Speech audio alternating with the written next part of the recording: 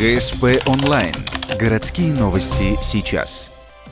В этом году гуманитарно-педагогический лицей открывает новое направление – педагогическое. В учебном заведении уже существуют традиционные профильные классы – экономико-математический, гуманитарный и химико-биологический.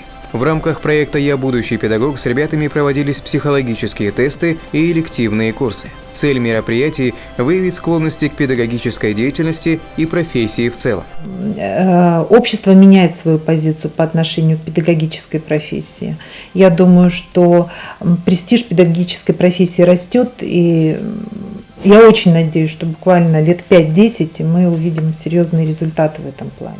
Учебный план составлен таким образом, что облегчает поступление в университет имени Александра Герцена в Санкт-Петербурге. Основные профильные предметы в педагогическом классе – это математика, биология, русский язык и обществознание. Заявления на поступление будут приниматься 3 дня – с 15 по 17 июня с 9 до 15:30. Адрес гуманитарно-педагогического лицея, улица Косолапкина, дом 6. Телефон для справок 74 43 66.